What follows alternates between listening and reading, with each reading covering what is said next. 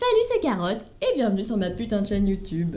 Oui, toi aussi. Et ça, c'est Toffee. Voilà, c'est bon, t'as été présenté, t'es content? Tu peux me laisser tranquille. Comme promis, je suis de retour avec mes favoris, livres, films et séries du mois. Tout ce que je vais mentionner n'est pas sorti ce mois-ci, bien sûr. C'est surtout que moi, je les ai découverts ce mois-ci, voilà, vous vous en doutez. Et cette fois, je vais commencer par les livres, car pourquoi pas? Si vous vous en foutez, skippez directement au film, les parties seront indiquées sur le petit parle. Donc sans transition, passons directement à la vidéo. Le premier ouvrage que j'ai apprécié ce mois-ci, que fut-il? C'est la question sur toutes les lèvres. Eh bien ce fut l'encyclopédie féerique d'Emily Wilde par Heather Fawcett et qui est sorti l'année dernière, que j'ai lu en anglais mais qui a été traduit depuis et qui est censé paraître en français le 1er février, donc genre là maintenant. Alors ne vous laissez pas avoir par cette couverture, on dirait que c'est full printemps, écureuil et oisillon, mais pas du tout, ça se passe 100% dans le Grand Nord. L'histoire se passe au début du XXe siècle et c'est celle d'une universitaire spécialisée dans le domaine des fées. Donc on est sur un livre fantastique qui a l'air de se passer dans notre monde, sauf que pour eux c'est acté que les fées existent, même si elles sont pas faciles à trouver et à étudier. Et donc Emily Wilde est chercheuse à Cambridge et c'est officieusement la meilleure de son domaine, donc la dryadologie, ils appellent ça, même si elle a du mal à se faire un nom. Et donc ça fait des années qu'elle met au point son encyclopédie des fées, qui est selon elle l'œuvre de sa vie, sauf qu'il lui manque une dernière catégorie de fées à étudier de plus près pour pouvoir finaliser son dernier chapitre. Et il s'agit d'une catégorie de fées que personne n'a pu étudier jusqu'à maintenant et qui ne sont donc que spéculations.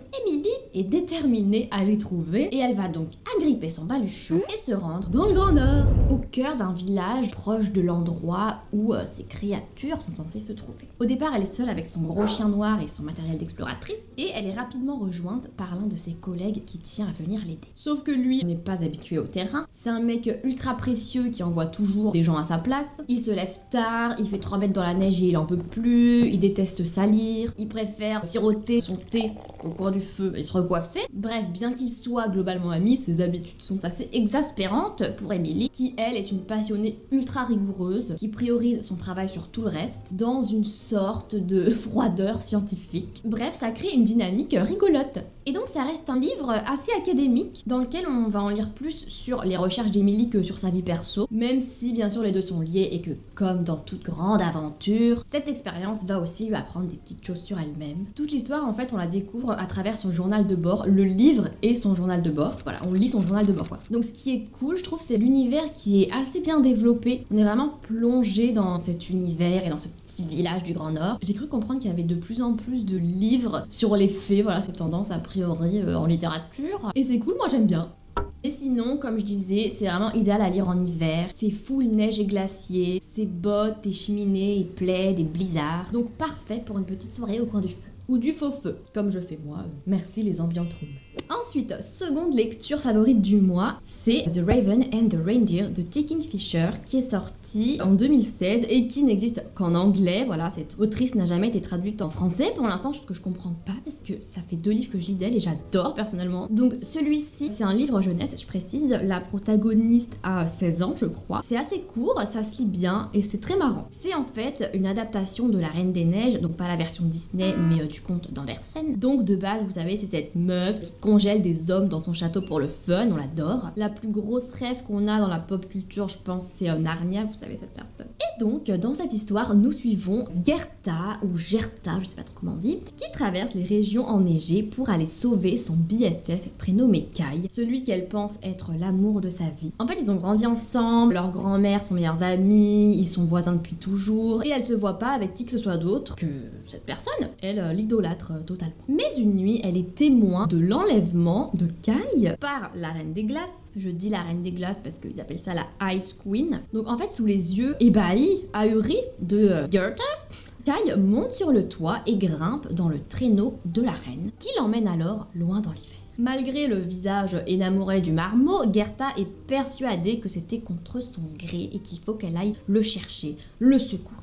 Elle se dit c'est pas possible, il a été enlevé, je vais donc traverser les contrées et le ramener à bon port. Une entreprise fort audacieuse pour elle, qui n'a globalement jamais quitté son petit village. Elle qui se pense si ordinaire et qui met sur un piédestal Kai, cet individu finalement insipide qu'est ce garçon pâle, mais bon, l'adolescence, I guess. Et c'est bien sûr satirique puisque c'est 100% évident que Kai n'en a pas grand chose à faire d'elle et que potentiellement elle non plus. Donc c'est hilarant. Sur mon chien s'abreuve goulûment, on va faire une petite pause.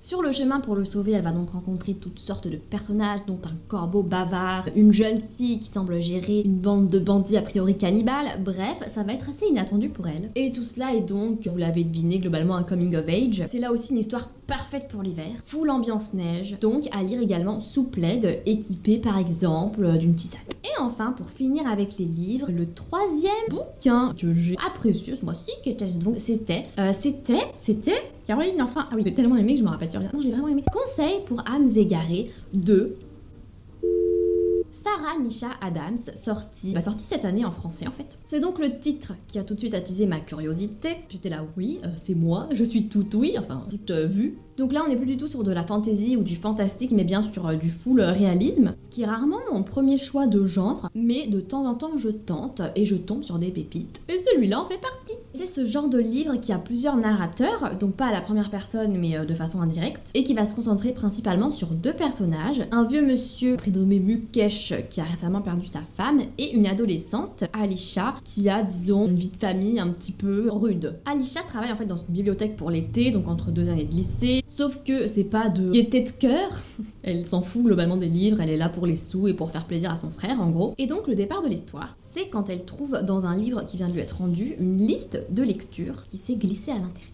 Ce même jour, Mukesh entre pour la première fois dans la bibliothèque tout nerveux pour rendre un livre que sa femme avait laissé derrière elle et en emprunter un pour lui. Sauf que Alisha le rembarre totalement, elle est ultra impolie parce qu'elle est de mauvaise humeur et qu'en plus elle n'y connaît rien. Et donc pour faire court, elle va regretter son comportement et décider de vite lire un peu au hasard le premier livre de la fameuse liste de lecture qu'elle a trouvée, histoire d'avoir quelque chose à conseiller au vieux monsieur quand il reviendra. Et ça va en fait devenir une routine, ils vont donc tous les deux lire les livres de cette liste un à un et on va être témoin de leurs expériences de lecture et de comment ils vont chacun rapporter les histoires lues à leur propre vie et s'identifier. Bref, cette liste va être le fil rouge de l'histoire et le lien un peu invisible entre tous les personnages qu'on va être amenés à croiser. Il y a pas mal de thèmes qui vont être abordés, il y a un assez bon équilibre émotionnel, je dirais. Ça donne envie de lire, en tout cas moi ça m'a donné envie de lire, des genres plus variés. Et ça m'a aussi donné envie d'aller à la médiathèque, un lieu que je ne fréquente guère en raison des substances et tâches d'origine suspecte que l'on peut trouver dans les ouvrages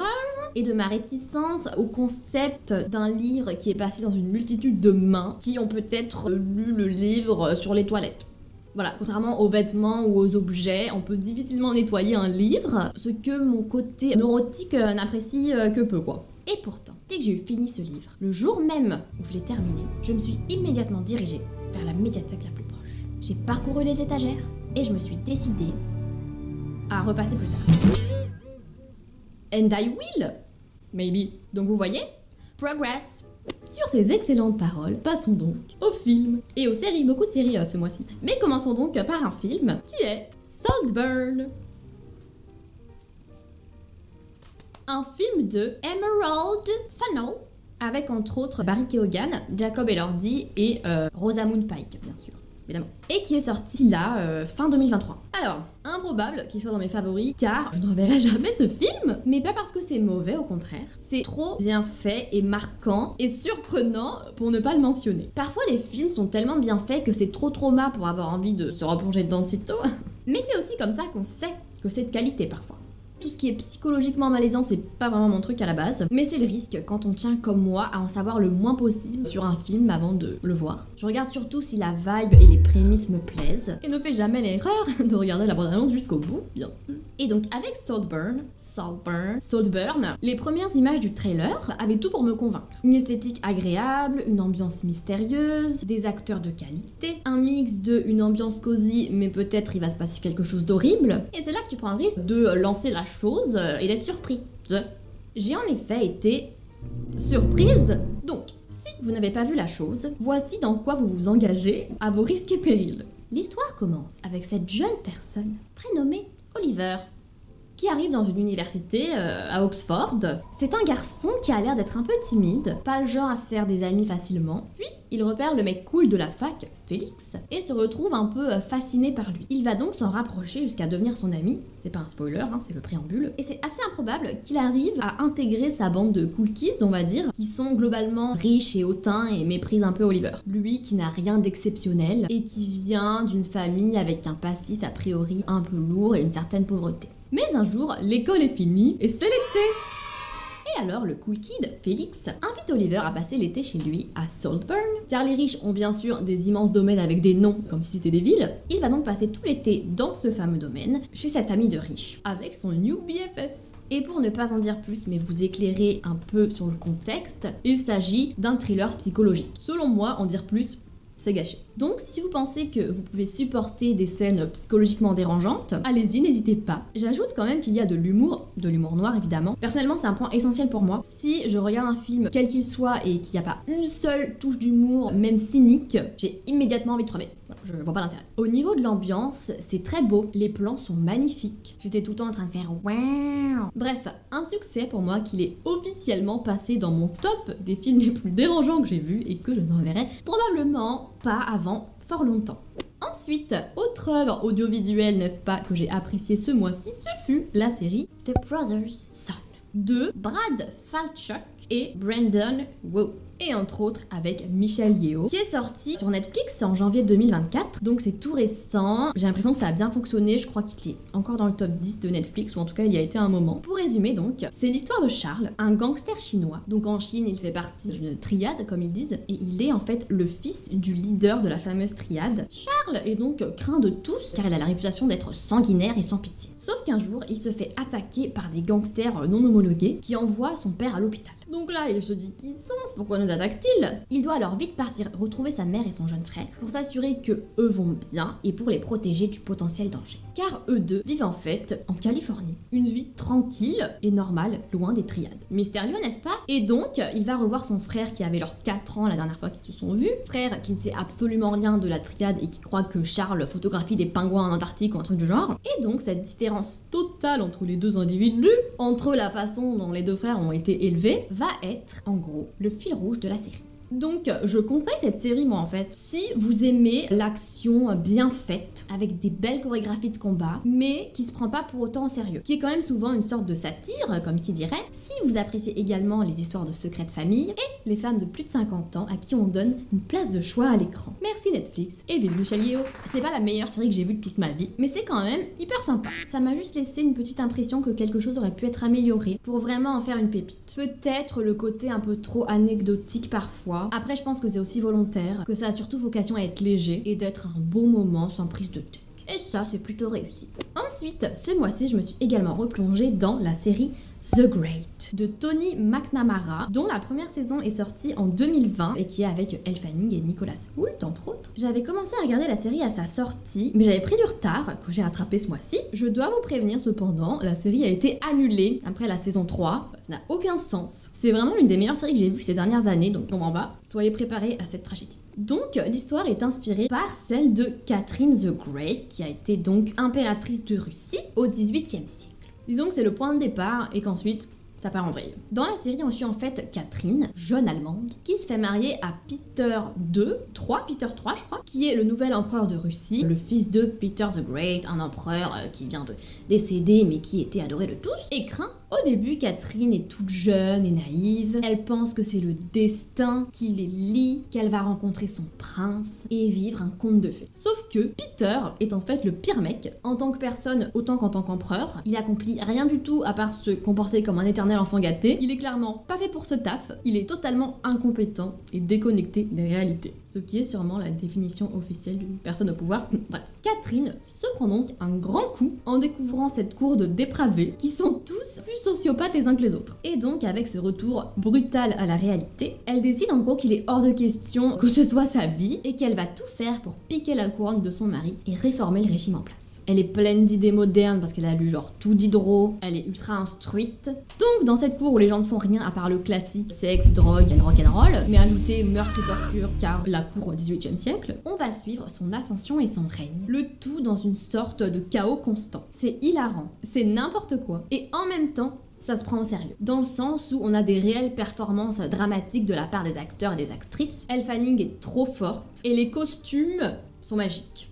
J'ai zéro défaut à souligner, je suis fan. Et pour terminer, une autre série que j'ai regardée ce mois-ci et qui finit sans originalité aucune dans mes favoris, c'est The Bear, qui est donc de Christopher Storer avec Ayo Edebiri et Jeremy Allen White entre autres, qui ont tous les deux remporté plein de prix récemment. Donc j'arrive totalement après la bataille puisque cette série est sortie en 2022 et qu'elle a été vraiment beaucoup acclamée, mais peu importe, pour moi c'est tout frais donc je l'inclus. Ça avait un peu attisé ma curiosité à l'époque mais j'avais jamais pris le temps de la voir. Puis son existence s'est rappelée à mon souvenir quand la campagne Calvin Klein avec Jeremy Allen White est sortie. J'ai alors décidé qu'il était grand temps de m'y mettre, une décision soudaine n'ayant aucun lien avec la magnificence de ce canapé ocre en velours. J'adore les canapés ocre en velours, moi, excusez-moi. Donc, pour résumer le concept, si vous connaissez pas, on suit Carmen, dit Carmi, un chef ultra renommé puisqu'il a travaillé entre autres pour l'un des meilleurs restos du monde à New York, qui se trouve à devoir gérer le restaurant familial tenu jadis par son frère, qui vient en fait de décéder et qui lui a légué. Donc Carmen a globalement tout plaqué pour revenir à Chicago et tente si bien que mal de reprendre la direction de ce truc, parce que si c'est un resto qui compte ses habitués, c'est aussi globalement un taudis endetté et peu élégant à voir. C'est aux antipodes de ce qu'a été jusque-là sa vie de cuisinier de première classe. On va donc le suivre dans ses efforts de remettre de l'ordre dans tout ça, tout en suivant donc l'évolution du resto et de toutes les personnes qui y travaillent et qui gravitent dans cet environnement. Le tout dans un joyeux, mais pas toujours, chaos, et une façon de filmer et de monter le tout ultra immersif, notamment avec un méga plan séquence qui dure presque un épisode entier. En tout cas, je crois que c'est un plan séquence. Il y a des petits moments où la caméra pivote très vite ou potentiellement ils auraient pu couper, mais je suis à peu près sûre que c'en est un vrai. Du coup, c'est le genre de façon de filmer qui t'absorbe tellement dans l'action que tu finis presque par oublier que t'es en train de regarder quelque chose sur un écran. Voilà, je comprends totalement pourquoi la série a autant de succès, surtout pour quelque chose qui est pas là pour t'en mettre plein la vue, que ce soit vraiment visuellement ou avec des effets spéciaux incroyables. Donc c'est cool en fait quand ce genre de projet fonctionne aussi bien en fait. Ça me rappelle un peu le jeu de la dame qui à l'époque, pareil en fait l'équipe de la série s'attendait pas du tout à ce que ça ait un tel succès aussi mainstream en fait pour un truc aussi niche que les échecs. Bref, ce qui est cool, c'est vraiment ce côté immersif, frénétique, réaliste qui est ultra réussi. C'est vraiment captivant en fait parce qu'on a l'impression de se retrouver parmi les personnages au milieu de cette cuisine exiguë. Après voilà, c'est pas le genre d'immersif qui te donne envie d'être réellement parmi les personnages puisque la cuisine de ce restaurant est quand même plutôt toxique la plupart du temps. Un endroit où les gens se crient dessus et s'insultent. Mais c'est celui qui te fait apprécier l'art et les performances des acteurs et des actrices. En tout cas, j'ai pas trouvé que ça donnait spécialement faim personnellement. Mais surtout parce que c'est pas, dirais-je, mon genre de plat puisque l'aliment archaïque, qui est la viande, est très présent, trop présent. C'est very viande tout le temps, viande partout. Gros plan sur des crabes vendus vivants à faire bouillir tel quel, n'est-ce pas? Bref, c'est tout. Ça donne pas faim. Bah voilà, j'ai terminé, je crois, mon énumération. J'espère que vous allez trouver de quoi faire dans tout ça. Et bien entendu, l'espace commentaire est aussi là pour que vous puissiez également partager vos coups de cœur du moment, si vous le souhaitez, et peut-être aussi vos avis sur les choses que j'ai mentionnées, si vous en avez pris connaissance. Et moi, je vous dis donc à bientôt pour une prochaine vidéo du même acabit. Excellente soirée, matinée, journée, après-midi, je ne sais. Bye!